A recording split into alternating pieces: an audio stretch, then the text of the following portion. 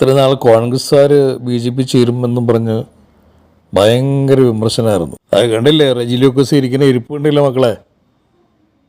രാജീവ് ചന്ദ്രശേഖരൻ BJPയുടെ സംസ്ഥാന പ്രസിഡന്റിലൂടെ ഇരിക്കുന്ന കണ്ടില്ലേ, ഇഞ്ചി തന്ന കുരങ്ങനെ പോലെ. ഇനിയിപ്പോൾ മതിയായല്ലോ. ഇപ്പം CPM പറയുന്നത് ഓൻ നമ്മുടെ ആളല്ല എന്നാണ് പറയുന്നത്.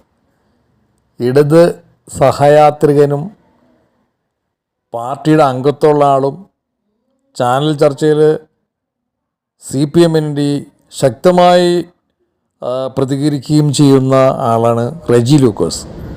നമുക്കറിയാം ചാനൽ ചർച്ചയിലൊക്കെ അദ്ദേഹം ഘോരമായി CPM വേണ്ടി ശക്തമായി സംസാരിക്കുന്നത്. ആ ആളാണ് ഇപ്പോൾ BJP പാളയത്തിൽ പോയിരിക്കുന്നുണ്ടില്ലേ. അദ്ദേഹത്തിൻ്റെ ഇരിപ്പ് കാണുമ്പോൾ തന്നെ നമുക്കറിയാം ഇഞ്ചി തിന്ന കുരങ്ങനെ പോലെയെന്ന്. അപ്പോൾ ഇത്രയേ ഉള്ളൂ. ഇന്ന് കാണുന്ന മനുഷ്യൻ നാളെ വേറെ സ്ഥലത്തായിരിക്കും. അങ്ങനെയാണ് നമ്മുടെ രാഷ്ട്രീയം പോയിക്കൊണ്ടിരിക്കുന്നത്. ഇപ്പോൾ ആരെ നമ്മൾ വിശ്വസിക്കും?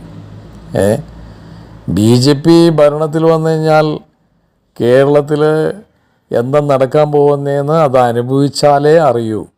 BJPയുടെ അപകടം എന്തെന്ന് അത് ആ BJP ഭരിക്കുന്ന നാട്ടിൽ പോയി നോക്കണം. ഇവിടെ റോട്ടിൽ കൂടി പിന്നെ നടക്കാൻ പറ്റാത്ത അവസ്ഥ വരും. അപ്പോൾ അതുകൊണ്ട് ഇപ്പോൾ ഇവരൊക്കെ ഇങ്ങനെ പോയി കഴിഞ്ഞാൽ പിന്നെ CPM ഇപ്പോൾ മുഖ്യമന്ത്രി BJPയുടെ അന്തർധാരയുണ്ടെന്ന് പറയുന്നു. അപ്പോൾ അവർ പറയും കോൺഗ്രസും BJPയും തമ്മിൽ കണക്ഷനാണെന്ന് പറയും.